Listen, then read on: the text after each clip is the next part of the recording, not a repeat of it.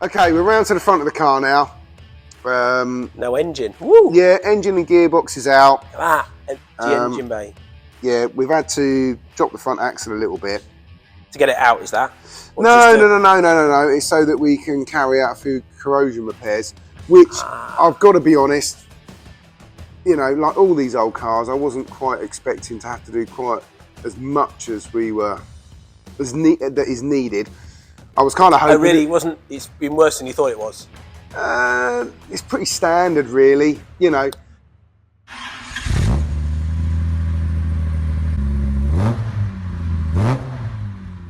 Obviously, this car was restored mid-90s, wasn't it? Yeah, something like that. And it was repainted externally about 2.5, 3 years ago, something like that. So the engine bay hadn't been done. So I'm going to guess that the engine bay paint was either done in the 90s when there was those bills I saw for restoration, or is original. I don't think it's original. Okay. Well, it's too good for original. More because when we're taking the paint off, the prime doesn't look right. Right, I understand. So where we got here underneath. Yeah, you can see. Yeah, you can see where, you know, and also look, you can see in here where some welding repairs have already happened, and there's braze in there. Fair enough. They wouldn't have been brazed back in the day. But I mean, brazing would have happened as repairs. So anyway, we've got to cut this out. You can see over here on this wing, we've started cutting out. That's a triple section where the damper goes up. Okay, fair enough. Yeah, so we've cut all that out and cleaned all that up, and yeah, we'll have to put a section of metal in there, and you know, we're gonna everywhere we're finding rust. So the idea was, in my, you know, I stupidly thought in my head that you know, we to take one out and put one in. Yeah, we were going to take it out. We were going to sand it down. Mind you, though, Tom. I mean, I'll overlay a picture in here, but that sand green car that is now Jupiter green car that you did. I mean, honestly, I'll overlay a picture now as I'm talking of the corrosion in that. That was like, yeah, that was bad. I mean, I know, but that's similar to what you can expect of a car this age. Yeah, we ended up putting whole top sections. I mean, it was just unbelievable. It was endless. So I knew that in my head that we might have a couple of days of welding. Or sorry, maybe so. Actually, in my head, I thought we had a day of sanding and prepping to get it ready for paint. And then maybe a day of welding, and this was actually due to go to the paint shop this afternoon. But once we got, I've had to delay it for a couple of days. I think we've got I've actually got 2 guys working on this at the moment. Just trying to push it through. So I can push it through because I really want this painted. He said if I can get it there. So what are we today? We're Tuesday evening. Yeah. So they've got Wednesday, tomorrow, and then they've got Thursday morning, and then Thursday afternoon it needs to be at the paint shop, and then he's going to work on it over the weekend, and then I should get it back by Tuesday.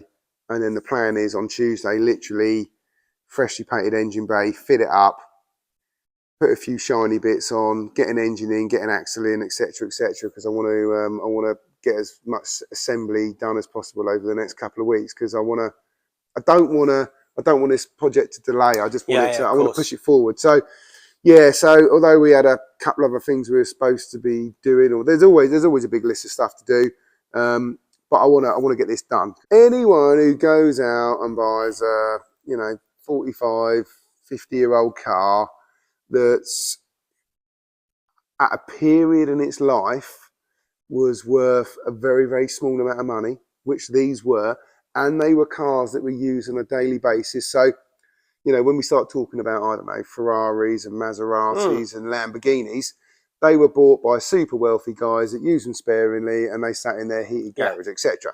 That is not what happened with these. No, these were used as daily cars, weren't they? Yeah, people use them every day. Why wouldn't you? You know, they saw every bit of English weather that could be thrown at them in the 70s and early 80s. And by the time you got to the mid to late 80s, then, and they were, 10, 15 years old or whatever it was, then people stopped using them because they were too expensive to repair, or they were rotten and all that sort of stuff. And then you've got survivors. So don't forget, they didn't make many of these 2-door cars. No. And most of them were used, scrapped, hanger raced. Yeah, but also at that period of time during the British car industry in the mid to late 70s, it was a different. Yeah, of course. The manufacturing standards, shall we say, or the British it just wasn't. They weren't built to last. Anyway. They weren't, were they? So they were built at a budget. Yeah, and they were thrown together. Yeah. So what we're finding here today, even on a car that I've bought, that on initial inspection looked very, very sound. Yeah, you're still going to get stuff like this, and anyone who thinks that you're not going to find stuff like this is, you're kidding yourself. Yeah, yeah. So is the corrosion in the engine bay on this car horrific? No, it's not actually. It's pretty much what I would expect. I was just, in my mind, I was hoping that I was going to get away with a little bit less. When you were doing your man maths. When I was doing my man maths. And you were budgeting this. And I was convincing the wife up in the office, and we're going through the budget. This was not part of the budget. No. Yeah. She's not here either at the moment. No, no, she's not. No, she's gone home. Which is why you always have a contingency. Of course. Yeah. So do I think that if I'd have known what I would have found here today, here and now, when I bought this car, would I have shied away from it? And the answer to that is no, I wouldn't actually, because I don't think I would have gone out and find any better for the money that we paid. I know what you're like. You're just upset you didn't notice it, so you could bid him down. Yeah. I probably would have used it to my advantages. Yeah. If you think possibly, Mike Brewer's, he's an amateur compared to Mr. Lempfel. Look, I'm telling you, most cars I go and look at and inspect, by the time you've done the maths of what it's going to cost to fix it to what the car's worth, your standard as well. To my standard, that's the key thing. I'd never pay more than a tenner. But that's not realistic, is it? What you got to look at is you got to look at the good in it. Of course, so there's lots of good. Look. And this car has got a ton of good. Yeah, I agree. And unfortunately, I've just found a little bit more bad than I hoped. But, but I think like you say, in the grand big scheme of things, yeah. Look, and again, I will overload some pictures. But to be honest, it's as old Jags go from this era. It's not bad. Yeah, I mean. But what we could have done, we could have just sanded it down, got a ton of fiberglass. Of course, you could have done. But that's not. No. I just can't do that. If I find corrosion and holes, you'll deal with it. We've got to do the right thing. We've got to do restoration welding, and we've got to So every bit of corrosion that we find around this engine bay, we will deal with, and then it will go to paint, and then we'll put it back together. Lovely, exciting. Yeah, it's good. Yeah, it's all good. The final recap then. So front axle all done, built. Yeah. Rear axle we've seen done, it's built. Engine is built, but except it's in the wrong colour. I'm joking. Right, so that's all done. Yeah. Then corrosion, paint, drop it in the hole, ECU, wiring, looms, all that. Brum. Yeah, that's it. Brum. But and wheels, which we won't say anything about. Yeah, no wheels. Interior staying mainly standard, except there's a few little again. Yeah, there's a couple of minor things on the interior, but you're doing just to give it a little touch. The steering wheel's going. That's the only thing I'll say. Oh, sorry. All right. And then, the steering wheel's going. We know that. Yeah. And then, but in also wiring loom, how difficult is that going to be to wire up things for the speedo, the rev counter, all that kind of? Is that quite easy-ish? Or? It's like anything, isn't it? It's easy if you've done it multiple times. And you've done it Yeah, when if you were going to do this project off the bat and you weren't familiar with all that sort of stuff, it'd be a bit of a pain, and there's a lot of research and all the rest of it. But I've got everything that we need to deal with all that, so we can get the original speedo working, we can get the original rev counter working, we can use all the original gauges, and we can run it off of the ECUs and the sensors. And where does that, when Harry's car was being done, I seem to remember you putting it out. Is the ECU in this car still in the boot like Harry's would have been? Is that right? The original ECU for a fuel injection V12 car will be in the boot, but this is this started out as a 4.2 carburettor. Car, so it's a carburettor car. So you haven't asked. In some ways, I suppose is that quite handy then in terms of. It's handy in the way that I've got less wiring to rip out. Yeah. It's a pain in the way that when you have a fuel injection car, you have to feed fuel to the fuel rail, and then the excess fuel that you don't want gets returned. Yes. So if you start with a V12, because they're original fuel injection cars, you've got a feed and return. So that plumbing is already there. Whereas with this car, you don't have those types of fuel tanks. So you can take the original fuel tanks out, modify them so they have a return, or you just put in fuel injection fuel tanks, because then the return's there and the pipe work's there within the tank. And I've already had a look inside the fuel tanks of this car, and they're quite rusty. You're going to go down so I'm just going to put 2 new fuel tanks. So it's going to have 2 new fuel tanks. Listen, just a quick one before we wrap up. Some of the guys in the comments particularly were interested about, rather than doing a wheeler dealers where we don't declare how much sort of time, money is spent. I know we'll do a full breakdown of it like Harry did, but roughly, even for now, hours. How many hours do you reckon you've spent, or the team have spent? I reckon so far, front and rear axle, engine. So the sub-assemblies, front axle is probably, it's not probably, I know what the front axle, the front axle is about 40 hours, there's about a week in the front axle, and probably about the same in the rear. So there's 80 hours. There's 80 hours already. Engine, strip, refresh, rebuild, that's another 80 hours. So there's 160, so there's a month's work. Yeah. So far, this car came into the workshop, we started on it yesterday morning with one guy. So we're probably 20 hours into this at the moment. And that was already, just to be clear for everyone, that had the engine in it, did it? Yeah, it was complete. Yeah, so we drove it in. We drove it in the workshop. So you've done 20 hours to get the engine out.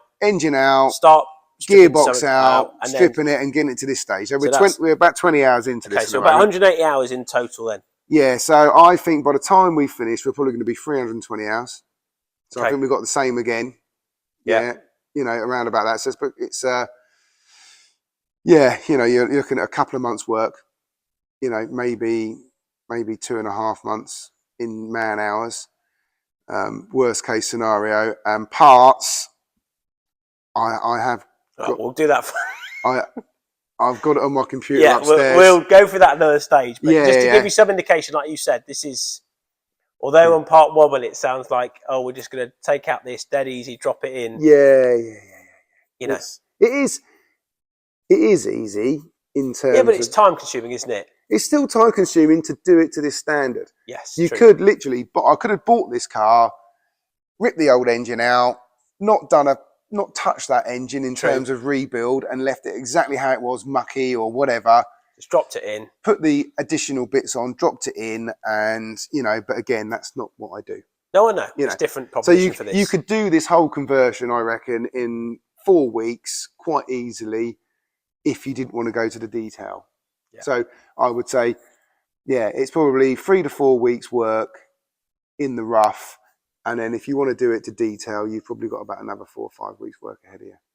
Something like that. Yeah. No, it's useful. Hopefully you find that useful. Bear in mind, when did we buy it? I bought this in January. But in fairness, you bought it, but then tucked it away. Yeah, and then what did I do then? Then I just started doing the engine and the axles. But you did, again, you had the car complete. You had the spare engine. I had a spare engine, I had a spare axles. So all those sub-assemblies, although those hours have gone in, it's been, what are we now? We're in May, aren't we?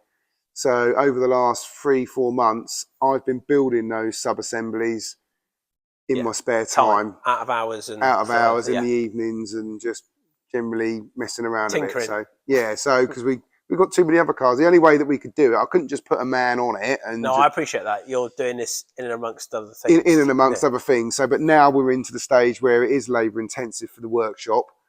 So as soon as I can get this out and get it to paint, the better. Yeah, because this effectively isn't earning you money, is it?